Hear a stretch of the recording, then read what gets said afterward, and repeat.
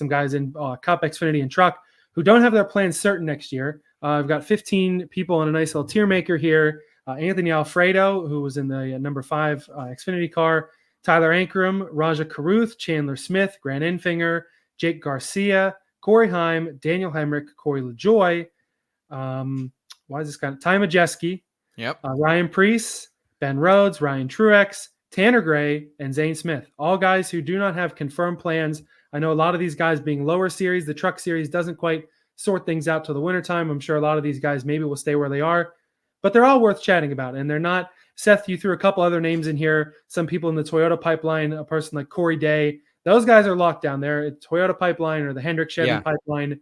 Their rides are going to be sorted out. They're worked out. Some of these guys, it's not necessarily the case. So I guess we kind of got a tier ranking going here. We'll kind of figure it out as we go. But who's someone that you want to talk about first as somebody who has not been confirmed yet for any plans for 25? I mean, the 101 of this group has to be Corey Heim. I mean, can we get this guy a ride? Can In Between Media sponsor him? I don't know what's happening here. We obviously know there's some kind of bad relations going on with Joe Gibbs Racing and Corey Heim. We know him and Ty Gibbs aren't really necessarily the friendliest of company and competition. But this is a guy who has dominated the Truck Series all year long. He's, not the most exciting personality, but he's a good interview. He's solid with the media. He's not a dirty driver by any means, and he can drive everything. We've seen him fare pretty decently in his Cup debut in Legacy equipment earlier this season, which was kind of surprising. He's driven the wheels off those Sam Hunt racing cars in the Xfinity Series, and he's made this Tricon Garage truck one of the best in the series, while his teammate Taylor Gray's done really nothing. So Corey Heim, he needs to be in Cup, and if he's not in Cup, can we get him just in some bad, fast Xfinity car? But I don't know if there's any of those left. Yeah, it's tough because if there is some sort of weird relationship thing, whether it's just that he doesn't bring the money to the table, or if Ty Gibbs hates his guts and now Ty Gibbs is an Xfinity owner for JGR, he's like, fuck this guy, I'm not signing this guy. I don't know. And it's tough because Toyota does have a lot of young prospects in their pipeline, regardless of how good you think some of these people are compared to Heim's pedigree that he's had in trucks. I'm not sure. Obviously, he's deserving to move up to an Xfinity ride. Maybe that's the Sam Hunt 26. Maybe he ends up in Cup. The rumor mill, I don't know how much you can trust the rumor mill, especially with so much other things going on in NASCAR. Maybe the rumor mill is not super accurate. Things have been flying around that maybe Heim does get that Cup ride that you want him to get and bumps John Hunter Nemechek out of the 42 for Legacy, which that would be kind of nuts because, first of all, poor JHN, if that happens, gets the Cup with front row, says, fuck this, I'm out. I want to get a better shot. All the way back to trucks with KBM, all the way back up to Cup with Legacy, and maybe thrown out after a year for a team that's really nowhere close. But regardless of where he ends up, even if he ends up stuck in the Tricon truck, goes out, wins 10 more races next year, and still waits for the next thing, I'm not sure. But Heim, definitely the most deserving on this list, I feel like, of something better than what he's got. Yeah, absolutely. I think he's the clear 101. Who's the 102, do you think, though? Because you could make an argument for a lot of these people, and we've seen a lot of these drivers come on late. Yeah, that's true. For me, I'm going to throw up a guy that if you've been paying attention, he's pretty much already got a ride sorted. It's just how is that ride going to be sorted? Ryan Preece, the last man standing from Stewart-Haas Racing, did a test with Roush Fenwick Keselowski Racing, testing wet weather tires at Homestead, which I guess that could be news in its own case, testing the rain tires at bigger tracks. And then they did an interview with Brad Moran, the Cup Series managing director or something, who kind of let it slip that Preece was probably going to drive for RFK next year, probably in the 60 car. The only thing that needs to be worked out is the charter, which that can come from a bunch of different sources now. It doesn't necessarily have to be an open ride or leased from Rick Ware or something. But I know you got a lot of high potential guys. You got a lot of prospects here. But this is a guy who is a proven Cup racer. He hasn't been a proven Cup winner yet. He's not really a playoff caliber driver at this point. But he's a talented enough guy that back in the past would ride in the Cup Series for 10 years and do well and occasionally probably rip out a win. And especially in RFK equipment, that's something he maybe can do. He's got short track pedigree. He's one of the better modified drivers that we've seen in the country in the last 10 years or so. As of late, he's been running pretty well in Cup also. So a guy like Ryan Preece, I like the prospects, but also I like a guy who's proven that he can drive and not embarrass himself in the Cup Series. Yeah, congrats to Ryan Preece for probably getting that third RFK ride. in that, I believe, number 60 car, if I'm correct, Elliot. I imagine that's what they're going to do. Yeah. And hopefully they do lock down a charter for him one way or another, because the most recent car to run open full time all year was Ryan Preece in the JTG 37 back Yeah. in 2021. So that's a lot of pressure having to try to qualify into every race. Most of the time it's not an issue, but that's going to be a really fucking stressful Daytona 500 if they don't have that car chartered. Yeah, Priest's one of those guys. He's got the Kroger backing. He's got that relationship kind of on lock for some time now, and it feels like to me, if something were to fall through with that ride, I know it hasn't been announced, and still has to go through NASCAR to approve the charter sale and everything like that. But I mean, how fun would it be to see Ryan Preece go down and just whoop everyone's ass in the Truck Series? I mean, he would be a 5-time winner. Like honest to God, like he is that type of talented kid. So I call him a kid. He's probably older than us at this point, I would say. Yeah, I but think he's pushing 30, but yeah. but yeah, so, and like the thing about Ryan Preece, a bit of a specialist, like where he's going to show up. He's going to show up on the short tracks. His modified background is going to kick in. He's going to have some like, what the hell are you doing moments on road courses and super speedways. But yeah, he's solid. I think also, I think we'd be remiss if we didn't throw Zane Smith up in this top tier. I think he belongs there, man. And listen, Zane Smith put in one of the worst situations I've ever seen for a Cup Series rookie. He's was under contract by Trackhouse racing out of the Spire Motorsports stable, and this entire team is pretty much on lease. So it's kind of just a weird situation. I have a little bit of an insider knowledge that vibes just weren't great on that team to begin the season. But he's really turned it on, man. Look at what he's done since Nashville when he almost stole a win there. Average finish of 16.8 since then. That's 16 races ago, 4 months. This guy's been a top 20 contender. And the Spire cars in general look awesome. And hopefully, like I had a dream the one night. I woke up the next day thinking that, and I think I texted you or something. I was like, yeah, Zane Smith front row. And I thought that was happening. Apparently not happening. So maybe happening, but we'll have to kind of wait and see now with the lawsuits and the charters. But Zane Smith, if he doesn't get a Cup Series ride, and I think he should, like even if you're Rick Ware, go sign Zane Smith if he's still out there and nothing happens here with Front Row Motorsports. But he's another guy who would go back down to the trucks and kick everyone's ass again. Yeah, he is kind of a guy without a home, and it is a tough situation.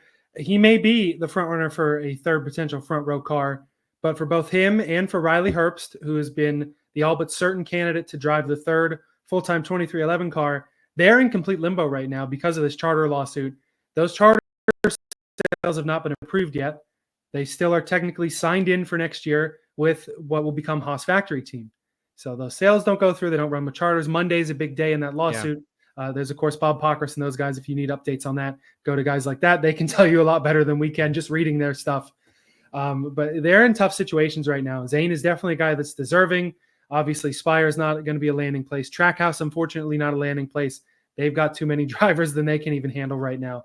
But definitely a guy that is deserving. And even in the Truck Series, there are some decent truck rides that could be open. Maybe that 19 truck that Christian Eckes was driving, who's heading to Kaulig Xfinity next year. Taylor Gray's truck, too.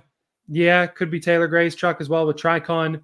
Definitely somebody that should be in the top 3 series, really should be in the Cup Series. But sometimes that happens. You kind of got to drop down. If he goes and kicks ass in a lower series, no doubt he'll be up again soon.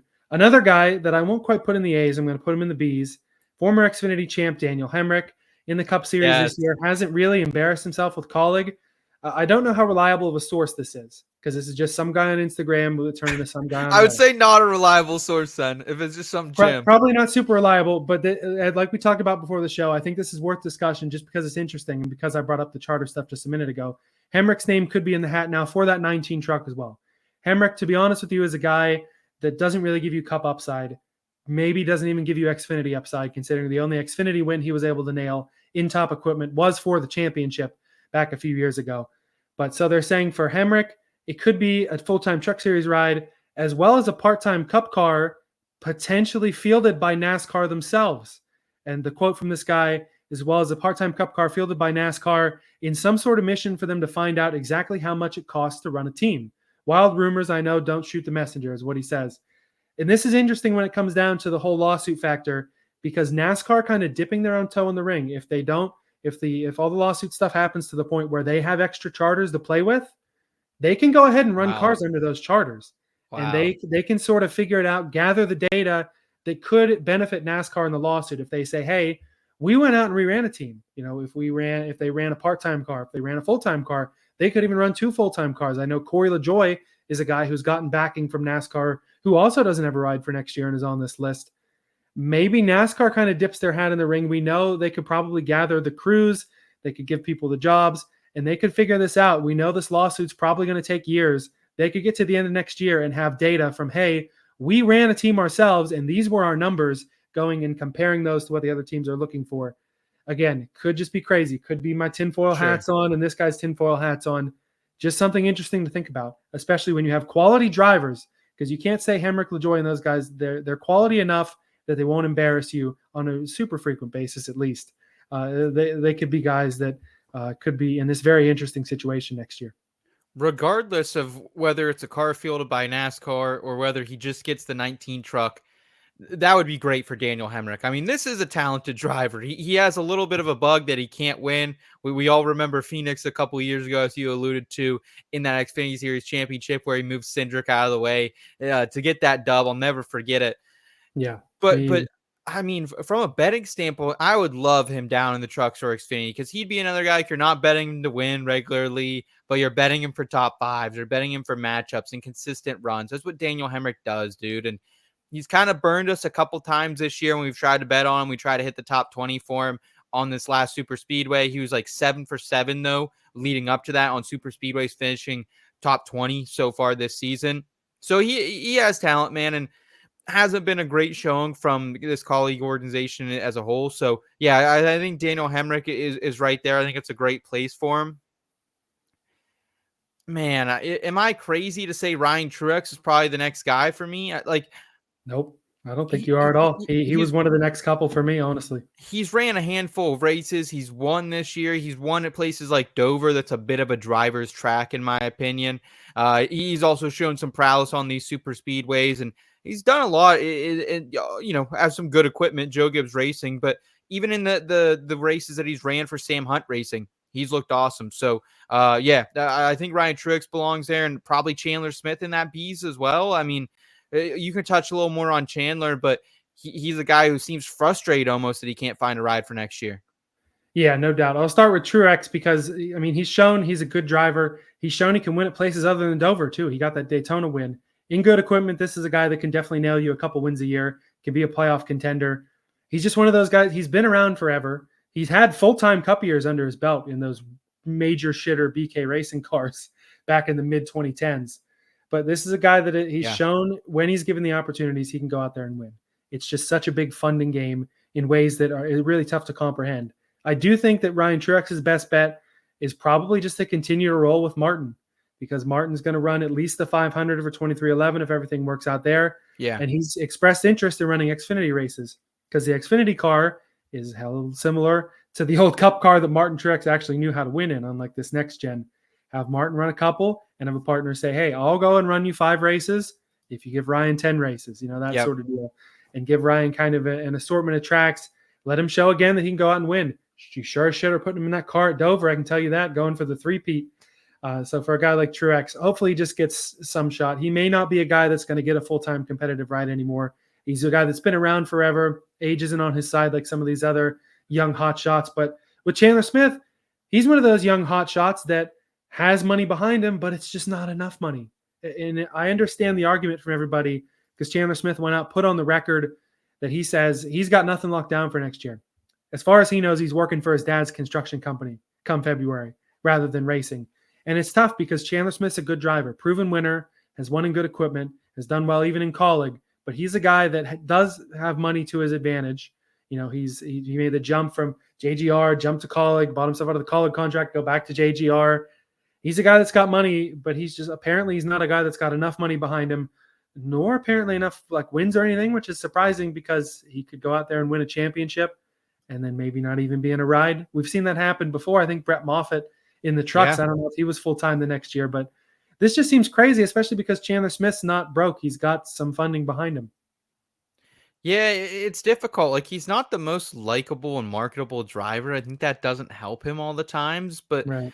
I mean, he's damn consistent. He's a guy we've hit on a lot in the betting scene this year, and just throwing top 5 bets on, betting man in matchups. We've hit a couple outrights for him on some of these different tracks as well. And TK in the chat saying Smith, too much of a diva, blowing up on the team when things don't go wrong. Solid driver for sure. Otherwise, yeah, you ever listen to Chandler Smith radio? It's definitely a bit interesting there for sure. Right. But a lot of these other kids too with money, they'll, Yeah. not be the most marketable, not be the friendliest guys. They got to learn, but I don't know. Yeah, I won't reveal too much, but I know we were trying to get kind of an exclusive interview with him a couple years ago. His PR person was really on board with it, very friendly, Jen over there, and Chandler didn't want anything to do with it. So like, but again, we're a small town operation, so I don't blame him. It was the day of a race, but yeah, I think it's things like that maybe, and kind of people listening to the radio that maybe turn people off of Chandler, but regardless, he should have a ride. He's a talented driver. I think we can drop to the C's, and I think we can throw a couple of them out there. I think you can throw Ty Majeski. He's done pretty much everything he can with ThorSport, a truck series team that's not even based in Charlotte. They're based out of Sandusky, Ohio. They didn't have an engineer till mid-season as well. So their engineers also right out of the boat out of college as well. So very young team. He's won multiple races, inconsistent as hell. He's a guy who can go out there wrecking the first 5 laps. I think Majeski deserved to ride, and Enfinger as well. You kind of touched on him earlier. He's made the most of this truck there, and always comes in late, and a veteran driver can get you the championship in trucks. Yeah, and with Enfinger, he has shown that he definitely can do that. Did it with a better team and has done it now with a smaller team. I think he's a guy that is kind of a truck lifer, though. There's a few of those guys on here, which we'll kind of get to. Majeski, I think, is one of those guys, too, because he was on a more meteoric rise, pre-COVID, COVID season, had some truck funding lockdown. I think he was with Nice, if I remember correctly, maybe NASCAR Heat 5 is Mr. having me misremember there. I believe he also ran the 60 back when Roush still had a program there. And I believe he had almost a full year somewhere in there. I'm sorry, I don't have these stats in front of me.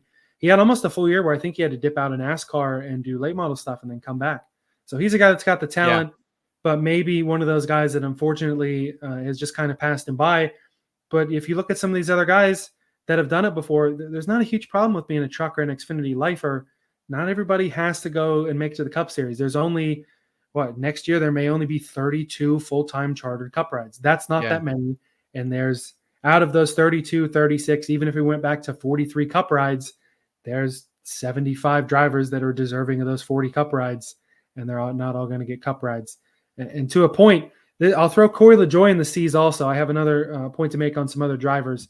But for Lajoie, he's the kind of guy that really could benefit from dipping back down to Xfinity and truck. I've said it before. He's a guy who had the funding behind him, had the momentum behind him. He didn't run full-time in trucks. He didn't run full-time in Xfinity. When he got the Cup ride, he took it. He's had the staying power. I give him credit for that.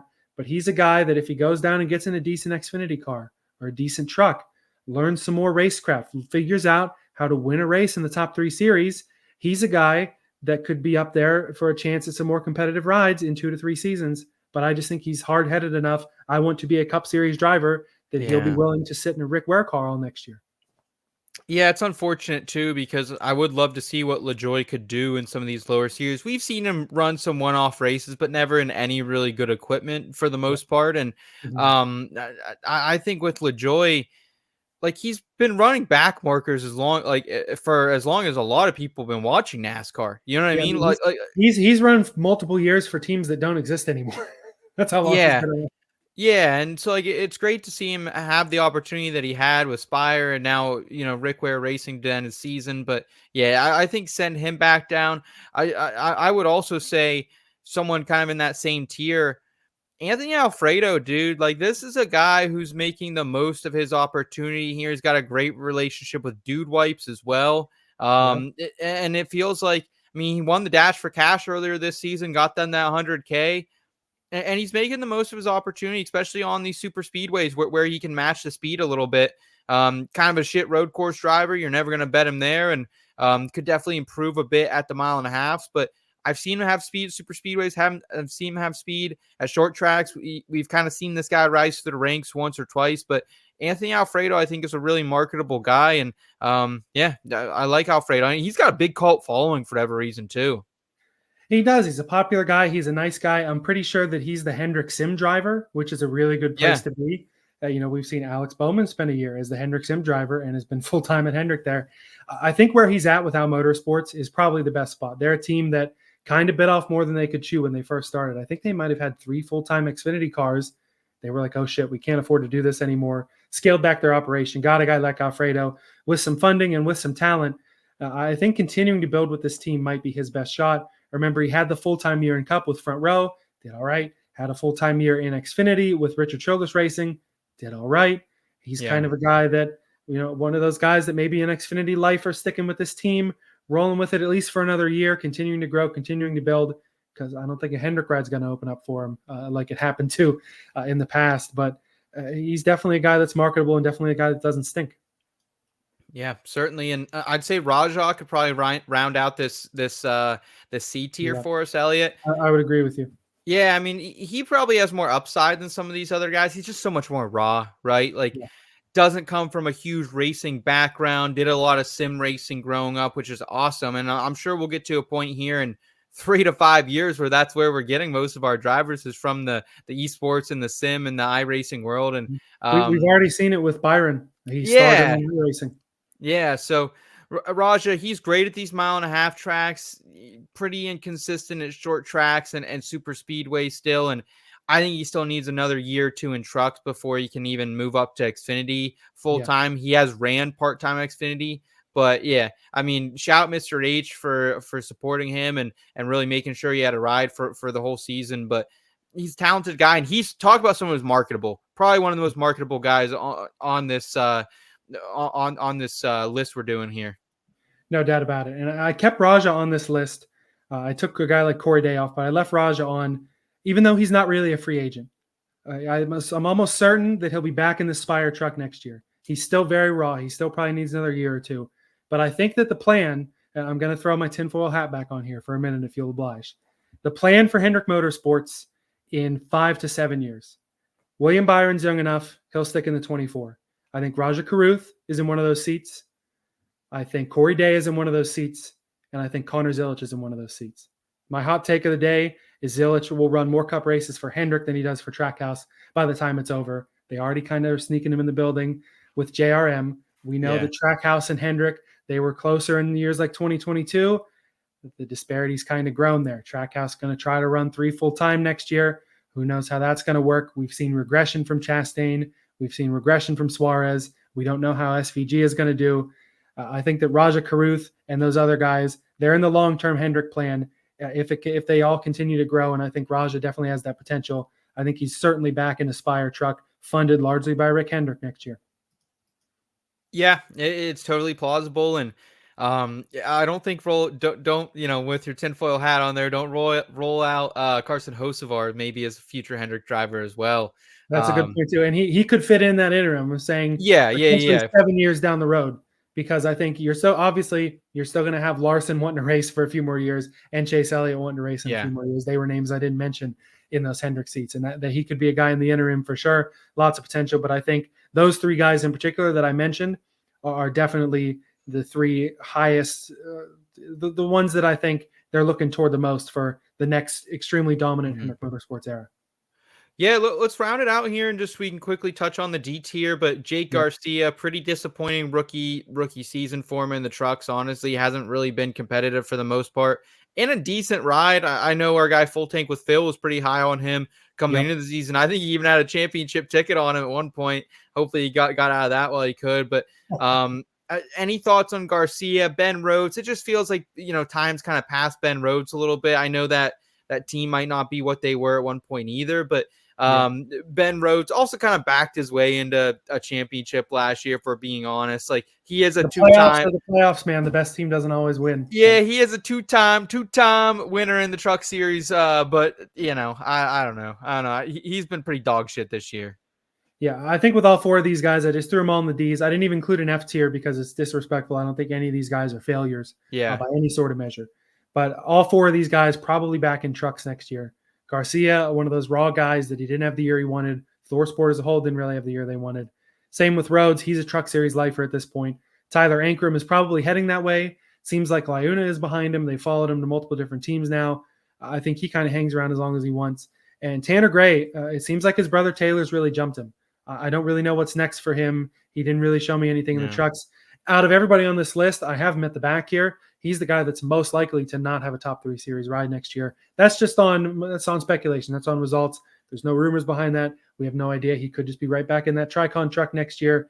I'm not sure because he's still obviously got some Toyota backing as well as his brother, as well as some of these other Toyota pipeline drivers. But this entire D tier, you're probably going to see him in the Truck Series again next year.